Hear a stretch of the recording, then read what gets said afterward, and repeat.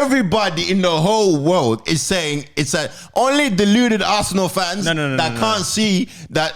What do you mean? No. I'm going to tell you, as someone who has played football at a decent level. Here we go. Somebody who has then can comprehend that. So you're telling me you're not letting me talk. Again, this is why production says we need to wrap this episode.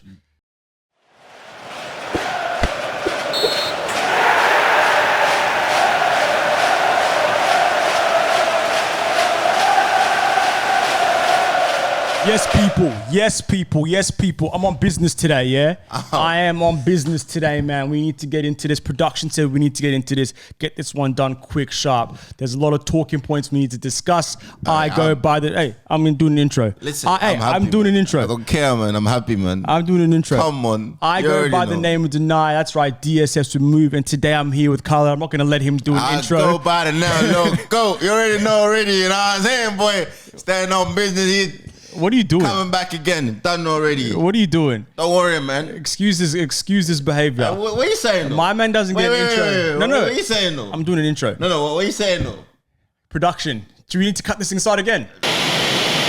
Nah, bro. We're not cutting nothing. They need to see what one, fam. Because you know.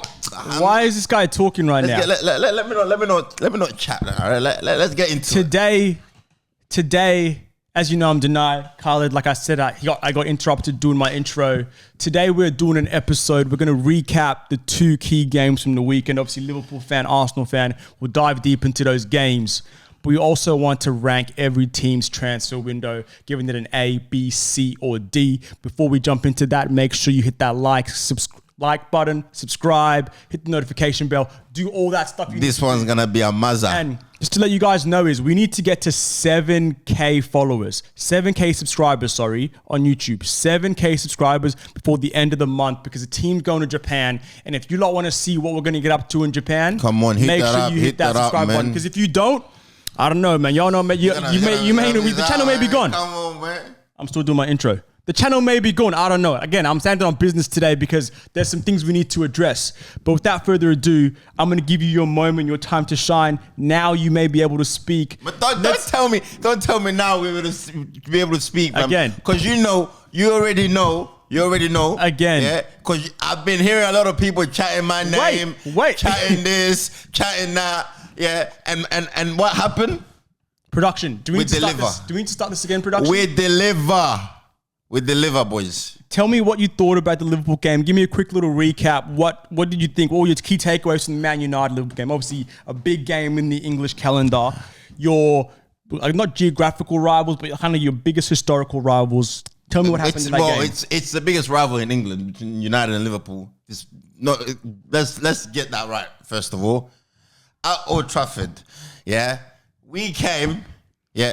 No, we came. Salah came. Yeah, the landlord came, did a renovation, 2 assists, 1 goal, went home, took a picture. Theater of what? Theater of who? Theater of dreams? Come on, man. Bro, Arne Slot, my man, yeah, the greatest ever Dutchman, yeah, to ever, yeah, manage in the Premier League. I'm going to stop you for a second. What do you mean you're going to stop me in a second, man? Let me speak, man. Let me finish. I'm not done. Yeah, I'm just letting you know. Can we get some analysis, please? I haven't heard any analysis from the game. Nah, but obviously the game was good. You know, I enjoyed it.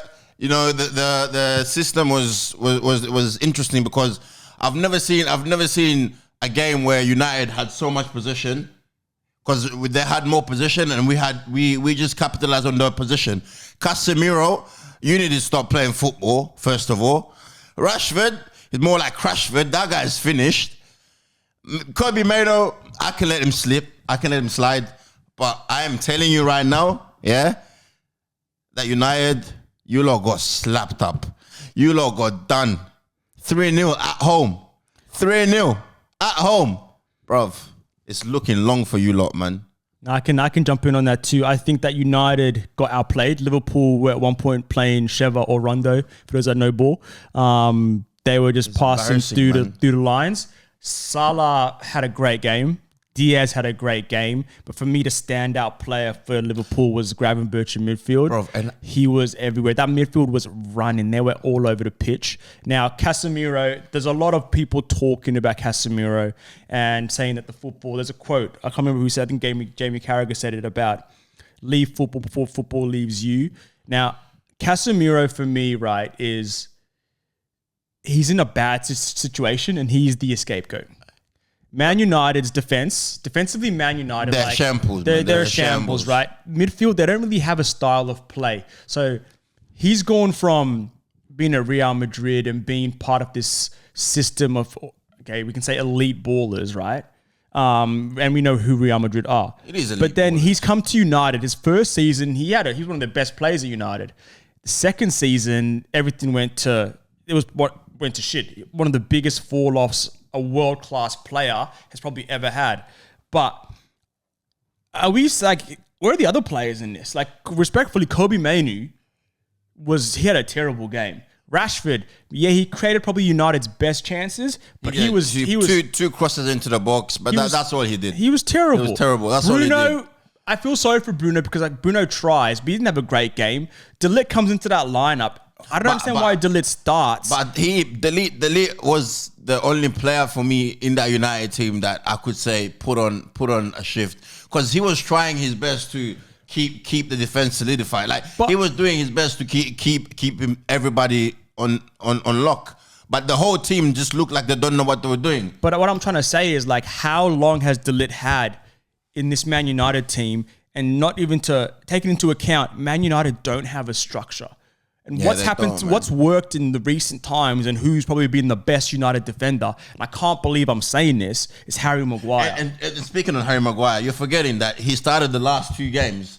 So why are you going to start him the last 2 games and just to come and bench him in the Liverpool game? Which is probably the biggest game doesn't in make that sense. lead up before the transfer window closes. I would have rather seen Maguire start, and then you've got 2 weeks. If De Ligt doesn't go to international duties, I'm not sure if he was going to international duties, but you've got 2 weeks, or just ask him to a draw. Like, these players would draw all the time, but work with then De Ligt in that period of time, these 2 weeks where they've got international break, get him up to speed in the system, or give him a period of time. Put him into that Liverpool game, not great.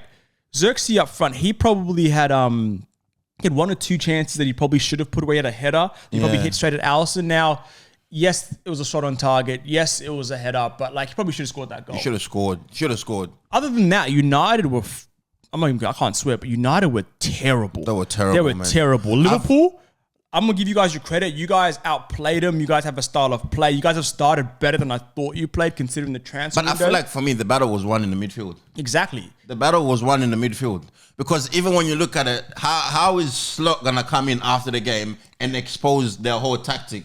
Saying but it's not hard to expose their tactic when Man United don't have a tactic. They don't have a tactic, but if a new manager comes in and they can see that, what do you think all the other Premier League managers are doing? They already know, like... Yeah, it's Man United. They have their vibes. And I've always said Man United are vibes, no structure. One thing that I do want to say is a bit of a stinker, though, from a Liverpool standpoint, is Trent Alexander-Arnold scoring that goal, recreating Stevie Gerrard's celebration. Iconic, man. Only for it to not count. But that's iconic, fam. It's iconic, yes. It's definitely iconic. Because if it did count, it stinks. That would be. We were talking about I am him moment. That's not an I him moment. It is. You're creating something from the past. Okay, crowd. We're gonna move on to the. No, stop. Come on, man. This is where this guy gets. Production. We're gonna move on. We're gonna move on to the Arsenal game, and I'm gonna give a bit of a recap on the Arsenal game, because we just can't go down that path. Whoa. But before we kick off, Before we kick off, again, I don't know about this guy, man. Production's been telling me. Again, before we kick into the Arsenal game, I want to ask you a question. There was some controversy that happened in the Arsenal game. Obviously, the Arsenal result between Arsenal-Brentford, tough game. 1-1 it finished, but there was a big controversial moment, and I really want to get your take, because obviously me and you haven't really spoken since the weekend. We haven't. But I really want to get your point of view, your take on the controversial moment that is Declan Rice getting sent off earlier in the second half. What are your thoughts? To be fair, personally, as a professional footballer, you shouldn't be doing that. you already know the rules about what this Premier League is trying to imply into the football now. It's stupid. I get it. People are getting red card for putting their hands up. People kicking a ball away. You get that. But I feel like the thing that messed up the game was the consistency about it. Because you're forgetting Joe Pedro, he kicked the ball in the first half as well. He didn't get a yellow card. You know what I mean? That's where the controversy comes in. Because how are you gonna give Rice a yellow card for that? Deservedly, he deserved. For me, 100% yellow card. Second yellow, send him off. They draw. We're happy. Okay. But we need more consistency. Okay. We need more consistency. I'm gonna ask you this question, right? Because this is gonna tell me your experience in football. You are the referee. Yeah. You are the referee. Yeah. Are you sending Rice off then? Yes. Okay. If we're going by the rules of what we're going for at the moment, yes, he has to go off. Okay. Crowd, production, just cancel this whole episode. We're not cancelling. This whole episode. Don't, bro. Why are you trying to make me, bro? Everybody in the whole world is saying it's only deluded Arsenal fans that can't see that. What do you mean? No. I'm going to tell you, as someone who has played football at a decent level. Here we go. Somebody who has then can comprehend that. So you're telling me you're not letting me talk. Again, this is why production says we need to wrap this episode. We're not wrapping anything up because I am standing on business. I am standing on the fact that deservedly sent off. Go have a shower. Go home because you are not disciplined enough. As a big boy player, you call yourself, and you're not disciplined enough to have your mind screwed on in such a big game. We're chasing the title. We're gonna win the Premier League. Okay. You need to have your team screwed on from minute go. You're going for the title. Let me tell you one thing. Let me tell you one thing because you blabbered on and said absolutely nothing. I'm not blabbing on. I'm telling you. You haven't said anything. If you guys, okay, so now wait. Apparently you lot are going for the title. Apparently you lot are going. Your players need to be switched on 24/7, no matter what. You can't let that happen. So you haven't said anything. You haven't. I'm telling you, it's a yellow card. Then I can't speak. You haven't said anything. You asked me for the yellow card, and I told you clearly. But you haven't given the ball away. Okay. He kicked the ball away. Joe Pedro was about to go and play that ball. He kicked. I don't know, Joe Pedro, whoever. It wasn't Pedro first and foremost. So whoever it was. Let me chat. It don't matter. Let me chat. Let me chat. Crowd. All right, listen to this. Right. First and foremost, Rice committed a foul. Rice committed a foul in the opposing team's half near the corner post, right? Near the corner flag. The left-hand side, right? The ball is rolling. So then don't speak. Because I've let you speak. I've let you get your shit off. Oh my God. I've let you get your shit off, right? I've given you the platform. You're saying you played football. Here we go. Okay. Go on then. The ball is rolling. So the ball is rolling and it comes to Rice. He kicks it. Yes, he kicks it. It goes less than a meter away.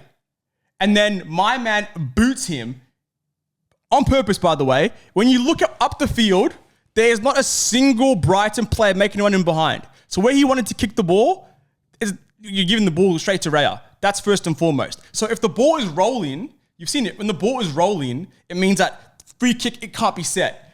Again, if the ball is then static, player needs to be 10 yards away. So therefore, if we're going to talk VAR and bring this all into play, this is me not being biased as an Arsenal fan or anything. This is me just talking football in general. Yes? If you are going to then want to play that as a phase of play, okay, cool, static ball, let's play the free kick, make sure Rice is 10 yards away.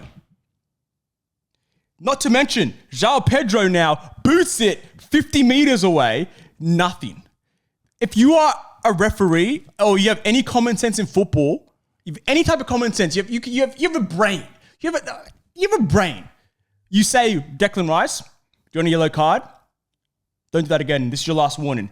If he does something again, you send him off. That was Declan Rice's third offense of the whole game. He got a yellow card for studs up, understandable in the first half, understandable. His second foul was the one he did prior to that. So he didn't even get booked for the foul itself. He got booked for something that was out of the phase of play. And if you don't understand that, I understand you don't understand that because you haven't played football. Are you done? You haven't played football. Are you done? Production says I'm talking. Are you done? Production says I'm talking. Keep going. You haven't played football. Keep waffling. Now, I'm not. You can say I'm waffling all you want. Keep waffling. You can say I'm waffling all you want. Keep waffling. All I'm going to say is, if that's how referees want to move, cool. I think Arsenal did enough to win the game, but Arsenal dropped points. The big talking point there was Declan Rice's send-off. Arsenal had chances to win the game. Kai Havertz had a one-on-one. Saka had a back post. Brighton had chances to win the game as well. You're not letting me finish. Again, you're always trying to butt in. But I think for me, Arsenal did enough to win the game. If there's no red card, we go on to win that game. Maybe 2-1, 1-0, we go on to win the game. No. It was a draw. Great work for Brighton. Brighton are a fantastic club. They're a tough team to play against, and we've struggled with them in recent times. It's 2 points dropped for Arsenal. I'm not going to sit here and whinge about, oh my God, we should have won the game, this and that, like we didn't deserve to. We were the better team, in my opinion. Brighton had their chances, but so did Arsenal. I think that Thomas Partey had a bit of a stinker of a game, if you ask me.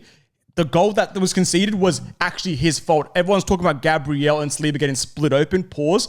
It was actually because Partey was out of position. So, and again, that's purely because Declan Rice was also not on the pitch and we're playing with 10 men. I'm going to make it, no excuses. Arsenal didn't do enough to get 3 points. You didn't deserve to win that game. Yeah, of course we didn't. We didn't deserve to win the game because we didn't deserve to win the game. You deserved what you got. The red card. Fair enough. You deserved it. I was standing on business. You think that? Even I'm telling you, even chat thinks that Rice deserved to be sent off. Yep. Inconsistency. We're blaming the ref. We're not blaming. We should be blaming the ref more than the players because the ref are the ones that are causing all these debates. Between Joe Pedro and Rice. But see what I'm saying? If you're saying there's inconsistencies, that's what I'm telling you. There's inconsistency. But they both should be sent off. I'm not disagreeing with you. But the thing is, one comes before the other. That's what you're failing to compute. Exactly. So you are a special type of stupid. It's coming to my attention now. No, I'm not a special type of stupid because the only person stupid are the refs. I am done and I am pissed off of the refs because they're costing so much points, people to drop points. We're always gonna have debates. Something next week is gonna happen, it's always gonna be a problem. We need more consistency with refs. But you realize that the ref didn't make this red card decision. It was the ref, he's the one that came out. VAR made the decision. The ref didn't see it happen. VAR made this decision, which makes it even 10 times worse. Exactly. Because they didn't call Pedro's one. But same thing happened last year. What I'm trying to say is, again, this is me removing the bias. This has happened consistently. But if you look at what happened literally half an hour before, all of a sudden, I agree with you. You have to have the same lens on. If you're gonna move like that in the game, move like that consistently. And if you're not, that's when it becomes an issue, which is why I'm saying in that game there, Declan Rice should not get sent off because of what happened with João Pedro.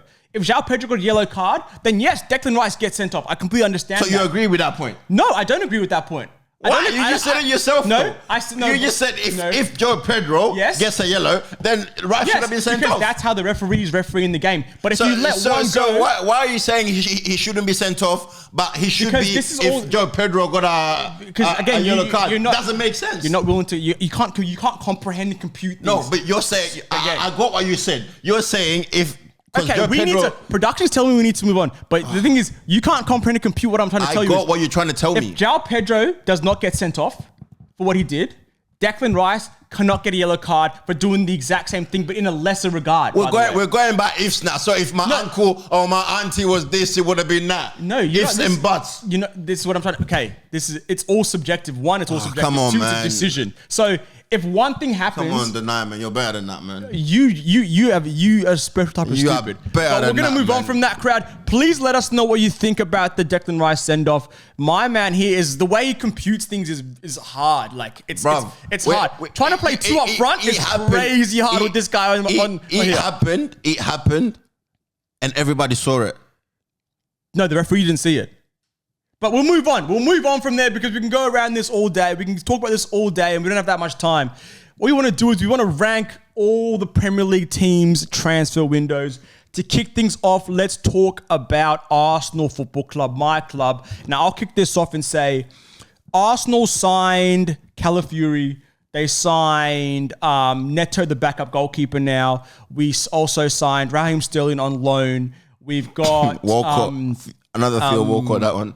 We've got, what's his name? We've got Mikel Moreno in midfield. He's not going to kick a ball for you guys. Again, he's always interrupting. Go on. He doesn't understand how to have a conversation. We're talking, fam. But we also sold a bunch of players. Nketiah left the club, who's probably the one that needed to go out quick. We had Reece Nelson's also gone on loan, if I remember correctly. But when I look at the numbers and I look at how successful the window was, I think that Arsenal probably had, I'm going to give them a B for the window they had, purely because we didn't spend actually any money. When we look at the net spend, it was actually 10 mil here or there. When we look at the numbers going in and out, which I think is great for Arsenal from a business standpoint. I also think that our attack got better. Bringing in Raheem Sterling makes our attack better. We upgraded, went from Reece Nelson to Raheem Sterling. That's a big upgrade for me. Obviously, we didn't get our number 9, but I still believe that our attack got better. Our midfield definitely got better. The big issue was solidifying that left midfield position. Moreno does that with the pivot of Partey, Rice, Jorginho can come in where needed. And we got young Ethan Nwaneri as well. So I think our midfield actually got better than what we had last year. Then defensively, Timber's kind of a new signing, but I'm not going to count him as a new signing because he was there last year, just got injured. Calafiori, we saw what he did for Italy. He seems to be a solidified left back, can really add to the team. Timber's now back. We've also got a backup goalkeeper who I think we've regressed in that regard. Obviously, the Ramsdale debacle. But I think Ramsdale going out now is great because it doesn't mean that when Ray concedes a goal, they're panning straight to Ramsdale on the bench. But Neto is just a good Premier League backup goalkeeper. He's played for Bournemouth for years and been the starter there. He comes in. He's a veteran. As to our team, I give us a B. What are you saying? Yeah, I think it's a B. Because the only why I'm saying it's a B, because you solidify the midfield, but the only place you needed was a striker. Yeah. And I think if you got that striker, that's why I get you that A. Yeah. That's why I get you that A. And to make matters worse, Sterling is a good signing, don't get me wrong. Yeah, he's a good signing. Because I feel like if you were going there without getting another winger and Saka to be playing that many minutes, it would have been a problem for you. There's a lot of games. There's a lot of games to be played, especially with the new Champions League format and all this. Yeah. There's a lot of games to be played. So yeah, I agree with the B's. You guys got the right. Obviously, Calafiori in defense. You got Moreno, who's unfortunately is injured. Yeah. Because if it was there, it would have been a different case. Because Partey looks off the pace. Partey looks good in some games, but he's looked off. But let's move on to the next club. We move on. You give it a B. I give it a B. Aston Villa. What are we saying about their window? What are you giving them? Aston Villa, they got... Aston Villa had a busy window. So they signed a bunch of young players, but they got Onana in midfield. But is Onana enough? I think Aston Villa did enough. For me, I'm going to give Aston Villa... Probably I'm going to give Aston Villa a C. Yeah, C. Because I don't think they didn't sign any like world... I'm not going to call world class. I don't think there's any world class. What about that new kid in midfield though? Is he a new signing for them? Yeah, he is. Well, they got the striker Duran, who seems to be scoring more goals than freaking Ollie Watkins. Yeah. And then they've obviously got what's his name? Not Ramsey. I'm forgetting his name now. The young kid that bossed Arsenal up. Rodgers. Yeah, Rodgers. That's what I was going to say. Rodgers. Yeah, so I think he's quality. He's quality on the ball. The team, I've got Ross Barkley as well. They've signed as well. Like, he's a Premier League proven midfielder as well. Defensively, for me, Aston Villa have 2 11s. I don't know. I think Barkley's on the decline, man. It is, but for me, he can play in the Prem. Because he was at Luton last year, wasn't he? And he was at Luton, but he can play in the Prem. They're in Europe. They need players. They need a squad. For me, they've got 2 like 11s that are probably equal to each other. Like, there's not much of a drop off in terms of like the first 11 to the second 11. Players, they obviously lost Douglas Luiz. He went to Juventus, but they've still got like you lose Douglas Luiz, but Onana comes in. Yeah, that's not a bad replacement. You know what I mean? Like, when you think about the marquee signings that they made. So I give Aston Villa a B. No, I would say C for me. C. Fair. All right. On to the team that everybody's been talking about all summer, Mandem FC, aka Chelsea Football Club.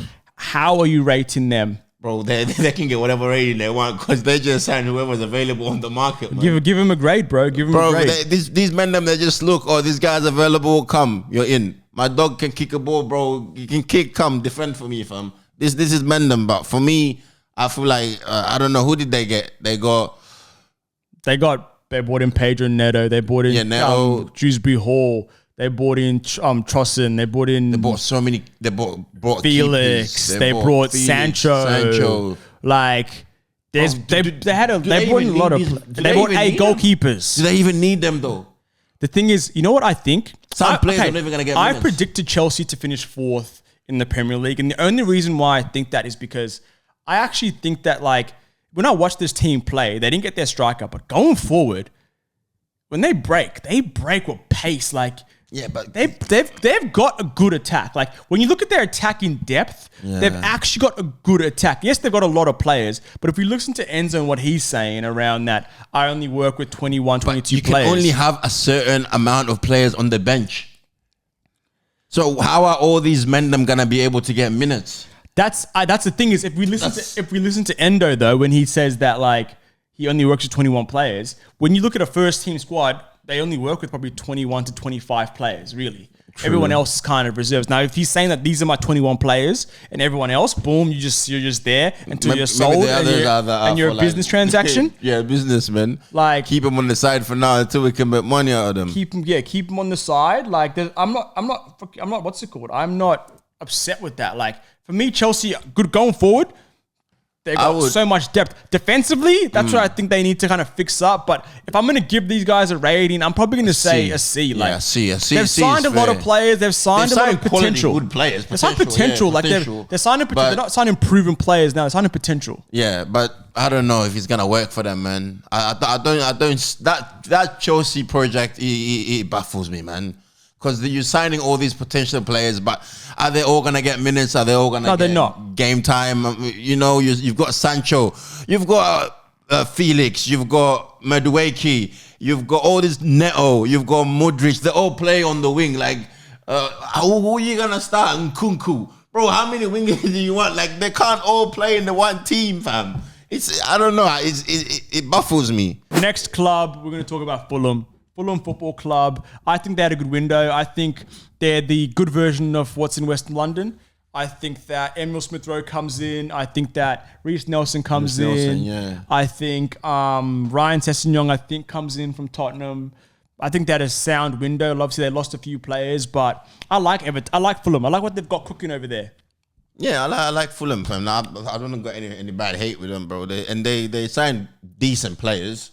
Players that are, you know, they're going to play Premier League proven. Yeah, they're going to play. And they know how it is to play in the Prem. So yeah, Fulham for me are going to push top 10, and if they can get into that top 10, it's a fantastic season for them. Yeah, I'm going to give them. Top 10 is a bit tight, but they can do it. I mean, why not? I'm going to give them a B. Yeah, B is sound. Liverpool. Hey, listen. How are we great? I'm gonna let you. I'm gonna shut up. We had a shambles of a transfer season or transfer whatever window, because for us, yeah, as a Liverpool fan, we needed to solidify that 6. Yeah, Zubamendi rejected us. I take it. We move. You know, but Richard Hughes and all these Michael Edwards, you know what we need and why are we not going for the players? Like, we have Van Dijk, Salah, Trent out of contract soon. These players might be leaving, and we go and we get Chiesa, fam. Instead of prioritizing the players that are leaving, we go and we get Chiesa, fam. Don't get me wrong, Chiesa is a good and quality player, but is he enough though? Is he enough? We shall see. But I would give us probably a C. A C? Hell no. No. Don't get me wrong, bro. Okay. Our team is not bad. First of all, we saw what we're doing right now. It's not about your team. Can I talk right now? As a transfer, for transfer, a C. I would not give us an E because. Can I speak? Speak. Production crowd. Liverpool get a D. You don't get a D, man. Can you not let me speak again? Again, you're so emotional. Just be rational. Go on then. Liverpool Football Club. You wanted a DM. You got nothing. You have 3 players, Salah, Van Dijk, and Trent Alexander-Arnold. They are your club. They are out of contract in less than 12 months. Salah has just come out and said that Liverpool hasn't even spoken to him. Trent, we already know he's going to Madrid. And Van Dijk, I wouldn't be surprised if Van Dijk goes to Madrid and plays next to Rudiger. So let me tell you right now, your transfer window is easily an E. It's not an E. It's a C.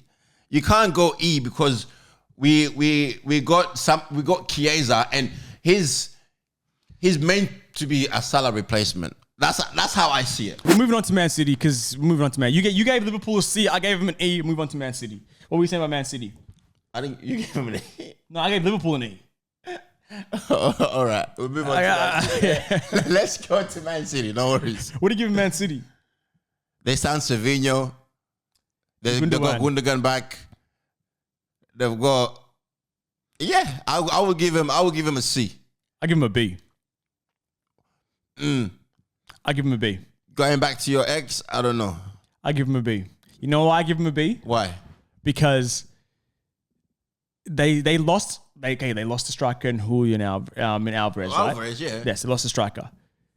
Last season, that center midfield position that was Rodri, you had KDB, then you had like Kovacic playing sometimes, and you had like Nunez try to play sometimes, or they could never solidify that other center midfielder position, right? That was Gundogan before that. Yeah. He just took a sabbatical and went to Spain to get a tan, and he's come back. And it wasn't like, he didn't go to Spain and just sit on the beach. He still balled out for Barcelona. They've gone and then got, what's his name, Savinho, who is Mahrez 2.0. I don't know. He just looks flashy. He's Mahrez 2.0. He's had a good start to the season. But we're just hyping him up. We need to give him time and see. But wait for this. What does Man City need? Man City needed probably a second option to Haaland. They didn't get that, so I'm not going to give him an A. They needed probably a more solidified winger or a different dimension on the wing. I feel they need a new centre back as well because no, but they have a rotation of centre backs. They do, but I don't think Stones and Diaz. Well, Diaz is good. Don't get me wrong, but I don't think Stones and Ake and these men they are enough. Bro, they've won. You what? I don't know, man. What? I don't know. What? You don't think Stones, Ake, Akanji, Diaz are enough? No. That is the second best defensive line in the league. Bro, they concede goals. They're shaky at the back. If you see Man City, they are shaky at the back. You can get at them. Yes, but you can get at every team. Yes, but not like that. They're the second best defense in the league, in my opinion. Nah. So who's first? Arsenal? Arsenal's defense is the best in the league. I think defensively, Arsenal's still the best in the league. So far, yeah? Yeah, I think you guys. Wait. How many of you guys conceded? Again, I'm talking about. Okay, do you really want to do this? No, because you guys are saying you guys are the second best. You guys haven't played teams like Man City has played or like Arsenal's played that have the same fluidity going forward. So you're talking about you're disclaiming the fact that United are shit. United, United forward are not it. United have no style of play, but we're not going to talk about that. We're talking about Man City right now. We're talking about Man City and giving them a rating. You always have to bring Liverpool and be defensive into everything. I'm not bringing Liverpool because I just hate the fact that people are putting down the fact that Van Dijk. We're not talking about Van Dijk. And all these men them are on business. On to this day, they're on business. Again, you're talking about Liverpool. I'm not. I'm just letting you know because you're saying they're the second best defense in the league. Yes, and I think it goes Arsenal. I go Man City. I think it goes Liverpool. No. That's your opinion. Great, cool. Okay, we move. We win, and we move on to Man United. How do we rate their window? I don't want to laugh, bro. United, bro, they're shambles. I will give him a E. I don't give United an E. I think giving United an E is crazy, but it's not crazy. They signed Ugarte. They signed Zirkzee, whatever his name is. They signed they got Ugarte, Zirkzee, De Ligt. They signed Mazraoui on the wing. I think is it enough? That's the question. See, is it enough? I don't give United an E. What I do is I give United a C. Why I give United a C is because the reason why I give United a C is because they've signed players, potential players. Now I know they haven't addressed all their issues. They haven't addressed their CDM position properly. I don't think Ugarte is the one. I think that Mazraoui is a good wing back. I think that Euro is a good centre back for the future. De Ligt is a centre back now, but I also don't think that he's just another. He's a filler in my opinion. He's not going to be. He doesn't work at Juventus. He doesn't work at Bayern Munich for a reason. I think that Zirkzee up front. I think he's a great addition. Yeah, but they did this. They did this with Hoyland, and I didn't really see him cooking like that. And the same thing. But they're signing players for the future. So I'd say for me, what they've done is they've addressed some problem areas. They needed another striker. That's what I'm saying. They needed a striker. They needed another striker, and they got that. Somebody for Rashford. They needed another striker. They got that, right? They needed to replace Casemiro. They've kind of gone and done that. They needed to replace Maguire. They've kind of gone and done that. But there's more holes. They needed a wing. They needed a left back because Luke Shaw's always out or someone like that. They've gone and got Mazarawi who can play either side. Same with Darlow. So for me, they've upgraded. They've upgraded on what they had, but they haven't gone and improved drastically. And this is why I give him an E, because as a team of Man United, and you know that you guys are trying to get back to that top four. You're trying to get back to that competitive status again, to be one of those top teams. And you're not going out and buying the players that are gonna take you there. Because all these players that you guys are buying, yeah, they're for the future. Yes, potentially. What I'm trying to say. What I'm trying to say is you also need somebody for now to take you there. Because we can't just What if Ten Hag goes? Another manager is gonna come in and he's gonna be like, oh, these are not my players, even though Ten Hag bought them. But what I'm trying to say, the only reason why I give him a C is because when you really think about United, it's not a problem that can be fixed now. It's going to take a few years' time. Now, if you're buying the players that are going to help you fix that going forward, then yes, I think that you've had a sound window, which is why I'm giving him a C. None of those players are going to make a big impact now and turn United into a team that finished 8th into a team that finishes 1st, 2nd, or challenges for the Prem. None of those players will do that. What those players will do is they'll get experience in the Prem. They will push for top 4, and progressively, season on season, they will get better and better and better. That's the plan. It's what I think that the whole whatever United's I don't see that working, because look. Okay. Look at Arsenal. They're buying players. Let me tell you. They're buying players. I'm not comparing. Talking about Man United. I'm telling you, they're buying players for now that are proven in the Premier League that would take me. Yeah, but they're at a different stage to Man United. So how long is it going to take for Man United to get back to where they want to be? Arsenal didn't just buy proven players from the onset. They did. Okay, so they bought Saliba saying he was going to be now. He was for the future. No, for the future, but he already knew, he was already there and putting in performance week in. No, week out. But they bought him. Euro's doing the same thing in France. I don't know, man. Your rationale is a bit off. We'll move on. I don't know. I just can't see it, man. We'll move on to Newcastle United. For me, I'm gonna kick this one off. For me, I think Newcastle have had a D. I think that they didn't really sign anybody. They didn't do anything, and they really can't do anything right now. Because they just haven't. They performed too.